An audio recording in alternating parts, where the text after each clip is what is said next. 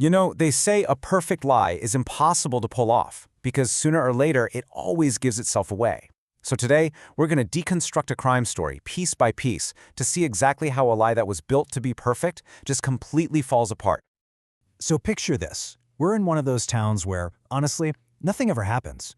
The kind of place where the biggest news story is a disagreement over recycling bins. But on one particular morning, all that quiet gets shattered by a single handwritten note that changes absolutely everything. Okay, so the 911 call drops just after sunrise. It's a woman, her voice is shaking, and she's saying her husband won't wake up. When the first officers get there, what they find, well, it looks like a textbook tragedy. A man on the sofa, and right there on the end table, a suicide note. And the story the wife is telling, it seems completely straightforward. She says her husband was depressed, that he refused to get help, and that she found him that morning. It's a clean, tragic story. Maybe a little too clean. Then the lead detective arrives, and the first thing he does is pretty interesting. He walks right past the body, past the grieving wife, and he goes straight for that note. He reads it, and his eyes lock onto the very last thing on the page, the signature. And right away, he knows something is deeply, fundamentally wrong. So what is it? What does he see that everyone else missed? It's got nothing to do with what the note says or how the letters are spelled. No, it's about something way more subtle, something that's just about impossible to fake. It all boils down to this idea of rhythm versus shape. Think about your own signature. You don't even think about it, right? It's just this quick, fluid motion from your hand. It's muscle memory. But a forgery, that's not signing, that's drawing. It's slow, it's conscious. And that's what the detective saw, those tiny, almost invisible hesitations in the ink that just screamed, "I'm a fake." So just that one little detail, that shaky signature, is all it takes for the detective to start questioning everything. He starts thinking, okay, if the note's a lie, what else is? And he begins to let the room itself tell its own side of the story. He heads into the bedroom, and right away, another red flag. The bed is made perfectly. I mean, hospital corners, tight like a hotel bed. But he runs a gloved finger over the bedspread, and it comes back with a fine layer of dust. The takeaway here is obvious. Nobody slept in this bed. Which, by the way, totally contradicts the wife's story about their normal evening. Then he spots something else. It's weird. Over by the closet door, there's this little crescent-shaped impression in the carpet.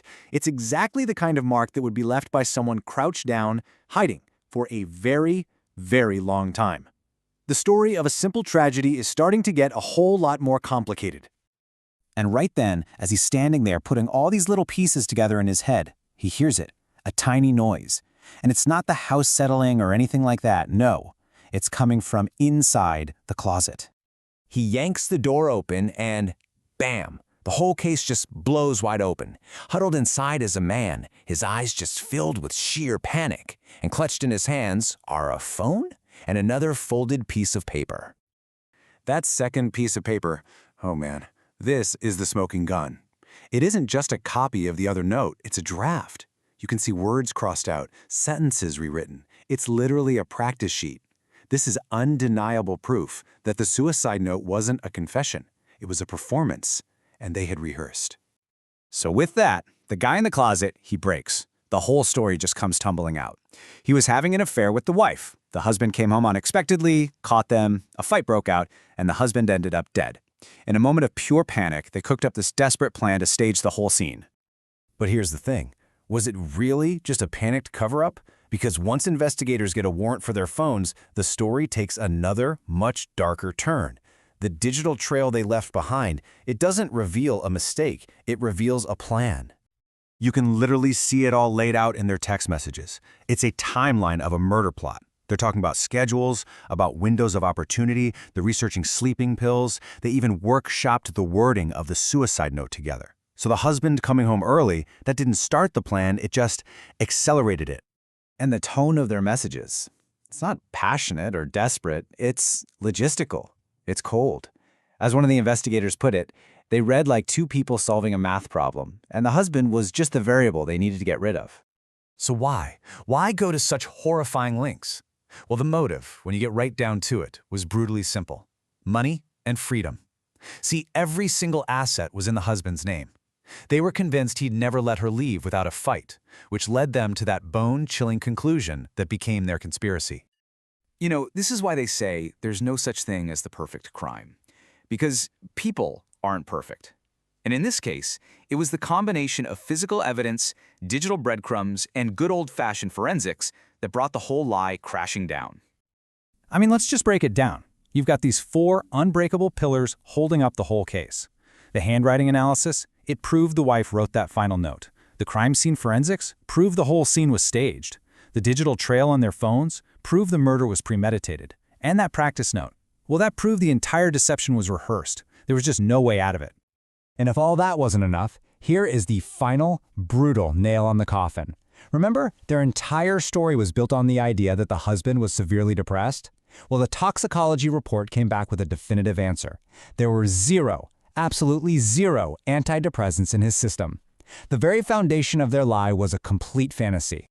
And what's so terrifying about this is that these weren't some criminal masterminds. They were just regular people who, feeling trapped by their own decisions, managed to convince themselves that this monstrous, horrifying act was their only possible solution. And through all of this, the clues, the lies, the investigation, it's so critical to remember the victim. He wasn't just an obstacle in their plan or a character in their messed up story. He was the story, and his was the only truth that really mattered. It really makes you think, doesn't it?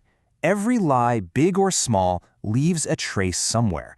Looking back at this whole disastrous chain of events, what do you think was the very first crack in their so-called perfect lie?